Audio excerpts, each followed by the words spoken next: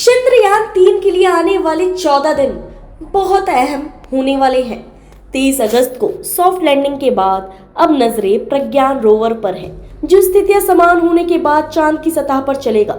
Vikram lander के अंदर मौजूद रोवर प्रज्ञान बाहर निकल चुका है। रोवर और लैंडर से जो जानकारी इसरो को मिलेगी वह 14 दिनों तक ही होगी, क्योंकि चांद को पूरी रोशनी सिर्फ इसी दौर में मिलेगी। लैंडर और रोवर इन दिनों में पूरी सक्रियता के साथ इसरो को सूचनाएं भेजेगा। दरअसल 14 दिनों के बाद चांद पर रात हो जाएगी। यह रात कोई एक दिन की नहीं, बल्कि पूरे 14 दिनों तक के लिए होगी। रात होते ही यहाँ बहुत ठंड हो जाती है। चूंकि विक्रम और प्रज्ञान केवल धूप में ही काम कर सकते हैं, इसलिए वे 14 दिनों के बाद निष्क्रिय हो जाएंगे।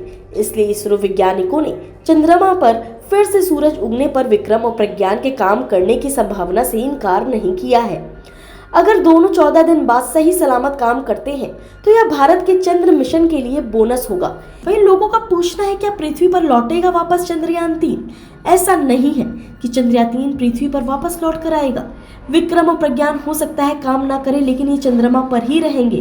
भारत का चंद्रयान 3 का कुल वजन 3900 किलोग्राम है। प्रोपल्शन मॉड्यूल का वजन 2148 किलोग्राम और लैंडर मॉड्यूल का वजन 1,752 किलोग्राम है, जिसमें 26 किलोग्राम का रोवर भी शामिल है। इसरो पहले ही चंद्रयान 3 की लैंडिंग साइट की तस्वीर साझा कर चुका है। यह तस्वीर बुधवार शाम 6:04 पर सटीक सॉफ्ट लैंडिंग के बाद विक्रम के कैमरे से ली गई थी। चंद्रयान 3 चंद्रमा के दक्षिणी ध्रुव पर अपेक्षाकृत समतल क्षेत्र पर उतरा। प्रज्ञान चंद्रमा की सतह की रासायनिक संरचना, मिट्टी और चट्टानों की जांच करेगा। यह ध्रुवीय क्षेत्र के पास चंद्रमा की सतह के आयनों इलेक्ट्रॉनों के घनत्व और थर्मल गुणों को मापेगा। सबसे खास बात यह है कि इस क्षेत्र पर पहले कभी कोई नहीं गया है। यह पहली बार है जब किसी देश ने चंद्रमा के दक्षिणी ध्रुव पर जाने का साहस किया है। अब सबकी नजरें प्रज्ञान रोवर पर टिकी हुई हैं, जो स्थितियां सामान्य होने के बाद चांद की सतह पर चलेगा। चंद्रयान 3 का लैंडर मॉड्यूल लैंडर के कंप्लीट कॉन्फ़िगरेशन को बताता है। इसमें रोवर का वजन 26 किलोग्राम है। रोवर चंद्रयान 2 के विक्रम रोवर के जैसे ही है। प्रज्ञान रोवर बाहर आ गया है। वरिष्ठ वैज्ञानिक डॉक्टर संजीव सहजपाल कहते हैं कि योजना के मुताबिक सॉफ्ट लैंडिंग के साथ ही लैंडर और रोवर चांद को सतह पर अपना काम करना शुरू कर देंगे। लैंडर के साथ ही चांद की सतह पर उतरने वाले रोवर अपने पहियों वाले उपकरण के साथ वहां की सतह की पूरी जानकारी इसरो के वैज्ञानिकों को देना शुरू कर देंगे। इन पहियों पर अशोक स्तंभ और इसरो के चिन्ह उकेरे गए हैं, जो प्रज्ञान के आगे बढ़ने के साथ चांद की सतह पर अपने निशान छोड़ेंगे। इसी के साथ इसरो और अशोक स्तंभ के चिन्ह भी चांद पर अंकित हो जाएंगे।